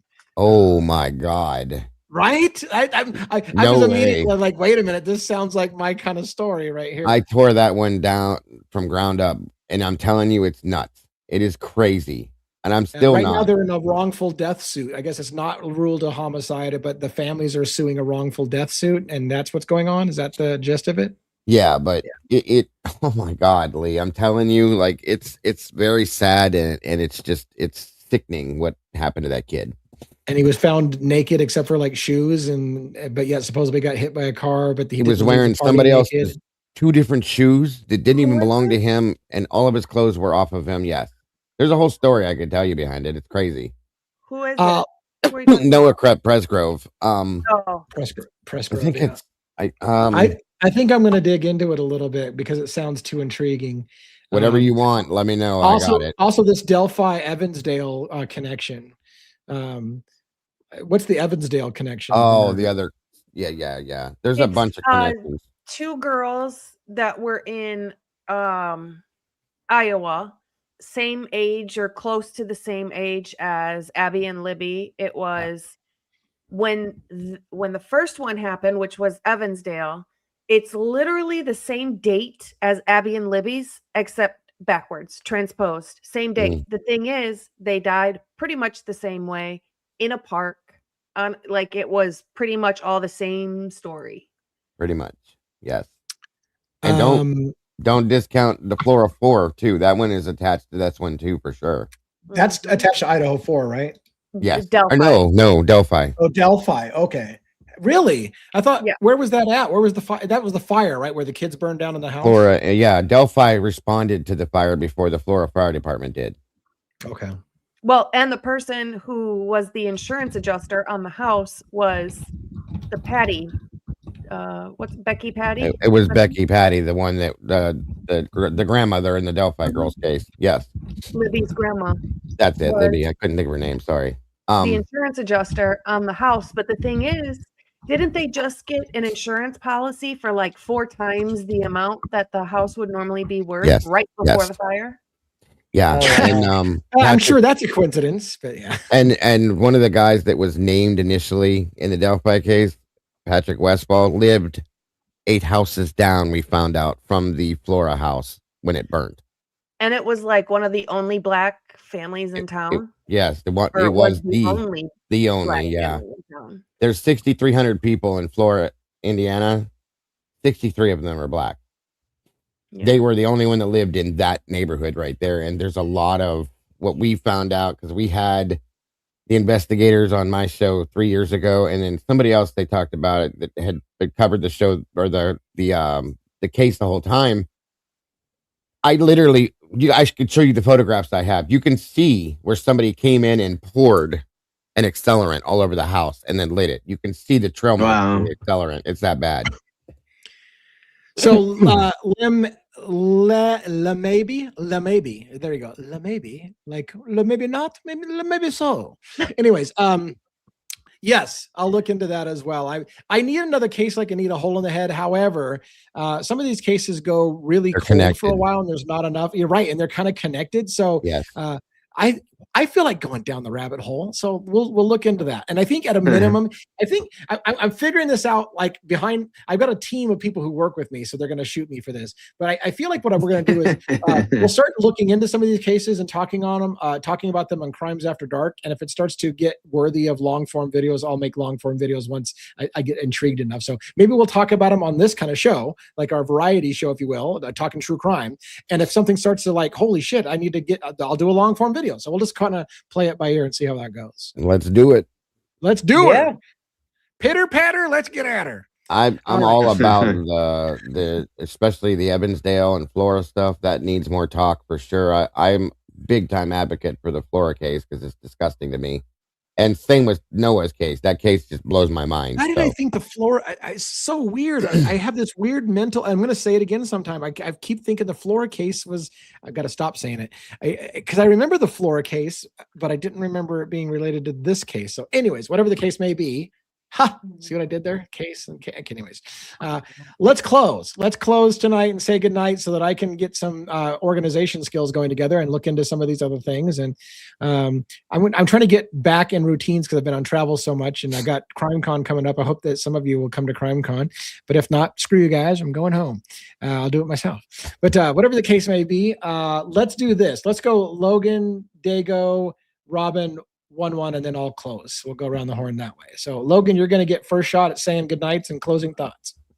Thank you, everybody, for always joining us and tuning in, and for you guys being the best ones putting on the show. We appreciate all of your comments and all of your thoughts.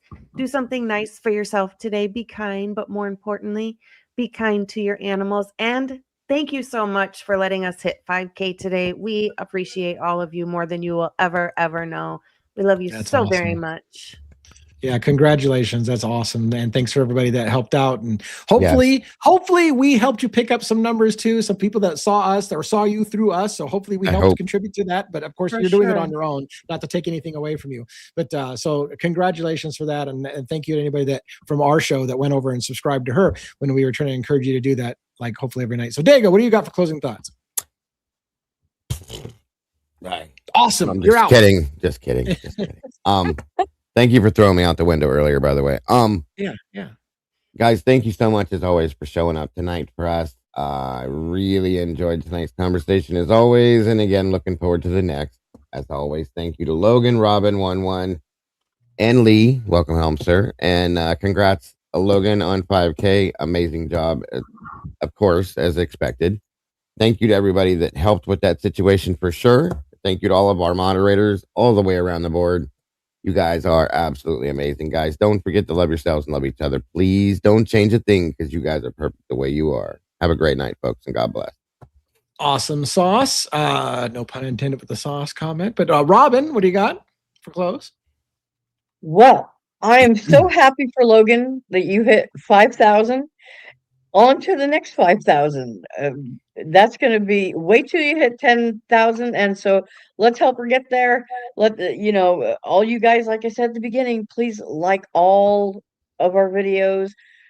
Make sure you're subscribed, check those notifications again. And we do really appreciate you, whether you're here live with us at night or whether you watch on the replay. It means more to us than you could ever know. And yes, Lee, we are so glad you're back with us now. And we're all looking forward to you getting back into some of the long form videos. We have missed that. We need a good rant, sir. We need a good. Yeah, I need a feel good one rant. coming on. I'm working Yeah, one up. yeah, Although I did do a it. pretty big rant tonight too. So That was great. I That was did great. a little But but thank you so much for coming out, everyone, and I hope you all have a wonderful night. Yeah, and thank you guys for holding the fort down while I was gone. All of you on my panel for doing that and keeping the ship tighty. One, what do you got for close? Great discussion as always. To all panel members, congratulations to Logan for the 5K. Excellent. Now we'll try to get to 50K. All of us, everyone. That seems like forever away. Yeah, I mean, some people don't realize the work that our creators and these guys and gals put in behind the scenes. A lot goes in and deep thought and analyzing stuff. It's not always the easiest thing to have, do all these, lives and all these long videos every day and come up with, new and intriguing content, but yet somehow we find a way. I don't know, the Idaho case seems to be the gift that keeps giving, but right. Let's in a bad way, exactly. But as funny as it is, the point, there is a point behind all of this. We're working together for a cause with all of the great channels that are here. Thank you to all the amazing mods from all the channels. Always to Amanda, Essie, whoever else we have in the chat, and all the mods from the other channels. We appreciate you and all the work that you guys do behind the scenes, because a lot of people help with all of our stuff who may not be on the panel or they don't talk, but doesn't mean that they're not recognized and noticed and research and all the help they do. So I got two things for you. First is we'll do our quick movie quote here.